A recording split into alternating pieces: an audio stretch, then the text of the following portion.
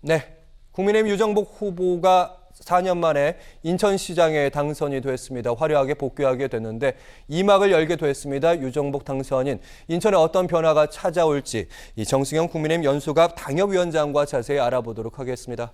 어서 오십시오. 안녕하세요. 선거 뛰느라 고생 많으셨습니다. 네, 열심히 뛰었습니다. 네, 인천시장 선거 개표 결과 함께 하셨을 텐데 유정복 당선이 7.2% 차로 당선을 확정을 지었습니다. 재선에 성공한 그 인천의 지자체장을 보기 힘들었는데요. 최근에는 어쨌든 재선 아니지만 연임은 아니죠. 두 번째 두 번째 시장이 된 거죠. 예. 어떤 승리운이 있을까요? 우선 보면은 유정복, 박남춘 후보 두 분은 살아온 길이 많이 좀 비슷합니다. 고교 1년 선후배이기도 하고요. 두 분 다 고시를 통해서 공직자의 길을 걸어왔고 이제 시장을 4년씩 하셨는데 저는 이제 승패를 나눈 가장 큰 요인이 이제 두 가지가 있는데, 하나는 이제 인천 선거뿐만이 아니라 전국 선거를 관통했습니다만 야당이 주장했던 정권 견제론보다는 이제 출범한 지 얼마 안 되는 윤석열 정부를 한번 좀 안정적으로 도와줘야 된다, 이런 정권 안정론이 더 인천에서도 크게 힘을 받지 않았나, 이런 생각이 듭니다. 구도의 힘이 크죠, 일단. 예. 그래서 그걸 통해서 어쨌든 막 출범한 윤석열 정부기 때문에 도와주고 그 힘 있는 집권 여당의 시장을 뽑아야 이 현안이 많은 인천에도 발전이 도움이 되겠다, 이런 것들이 아마 크게 작용하지 않았나 생각이 되고요. 또 하나는 각각 4년씩 이렇게 순서대로 시장을 하셨는데 그 4년에 대한 평가가 그래도 지금 시점에서 유정복 시장에 대한 평가가 조금 더 좋지 않았나, 이런 생각을 합니다. 나름 박남춘 시장도 이음 카드라든가 주민들의 복지를 위해서 노력한 건 사실입니다만, 유정복 시장 재임 시절에 특히 그때 이제 유정복 시장이 막 시장될 때 이 인천이 재정 파산 위기에 몰린다, 이 굉장히 심각했거든요. 그 4년 임기 동안에 약 4조 원 가까운 돈을 절약을 해서 빚을 갚았어요. 그걸 통해서 재정 건전화에 상당히 역할을 한, 이런 것들이 나름대로 지금에서도 평가를 받지 않았나, 이렇게 생각합니다. 네.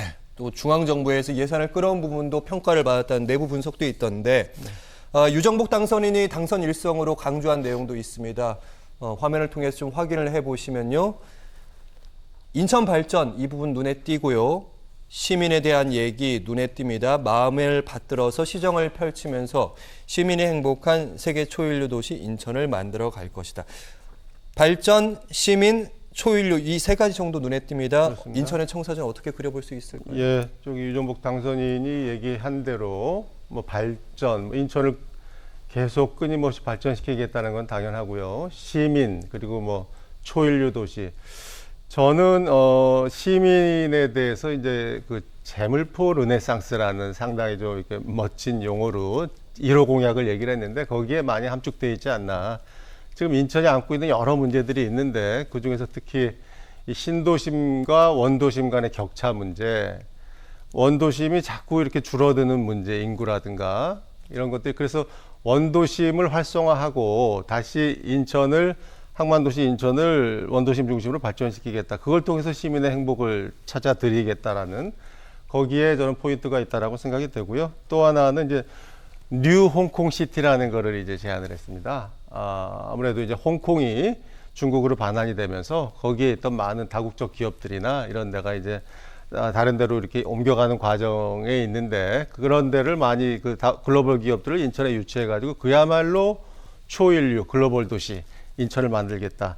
이렇게 두 개가 상징적인 얘기라고 생각이 되고요. 전반적으로 봤을 때 박남춘 시장이 민주당 출신 시장인 만큼 그러한 복지라든가 이음 카드라든가 이런 쪽에도 중점을 두었다면은 앞으로 4년의 유정복 시장은 이러한 원도심 재개발이라든가 교통 문제 혁신이라든가 경제 성장이라든가 이런 약간 성장 쪽에 중점을 두지 않을까, 그렇게 예상을 합니다. 그래서 발전에 대한 얘기를 한 것 같고 세계 초일류라는 말이 언급이 된 것 같은데, 방금 말씀하신 것 중에 재물포 르네상스 사업, 그러니까 구도심, 원도심으로 분류될 수 있는 중구는 영종도는 있기는 합니다만 동구부터 시작해서 미추홀구까지 이렇게 이 부분을 특별하게 더 발전시키겠다, 이런 얘기인 거죠. 그렇죠. 예. 그게 어떻게 보면 인천이 개항도시 인천이 시작된 상징이기도 하고요.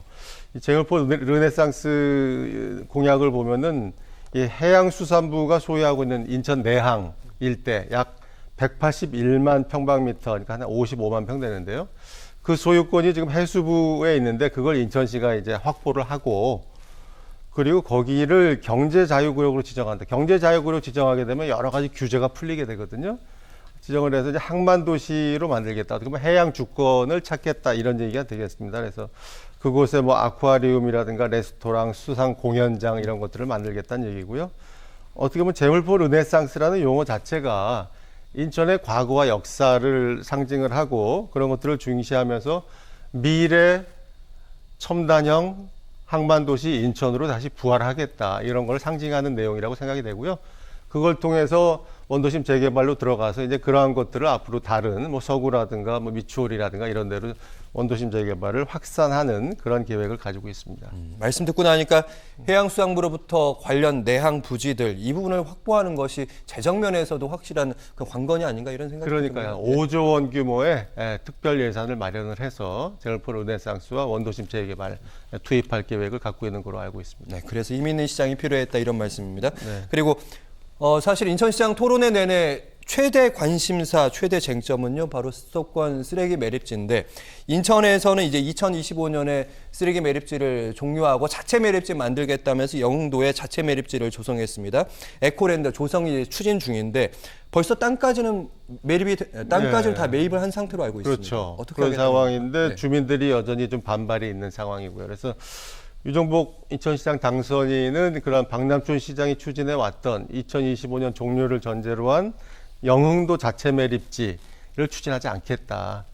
유정복 시장이 4년 전에 재임 시절에 약속했던 어떻게 보면은 경기도와 서울시와 환경부와 논의를 해서 2015년에 대체 매립지를 인천이 자체 매립지를 하는 게 아니라 인천 이외 지역에 대체 매립지를 마련을 하고 그걸 통해서 서구의 쓰레기 매립지를 종료하겠다고 얘기하지 않았습니까? 대체 매립지가 사실은 그게 좀 경기 폭천이냐 이러면서 여러 가지 얘기가 있었습니다. 물론 그걸 또 가는 지역에 이제 반발할 수 있는 얘기인데 예. 이번 토론회 때 후보자 토론회 때 유정복 시장 후보가 이미 환경부가 그 대체 매립지 예정지 몇 곳을 윤석열 대통령에게도 보고했다는 얘기도 했고요.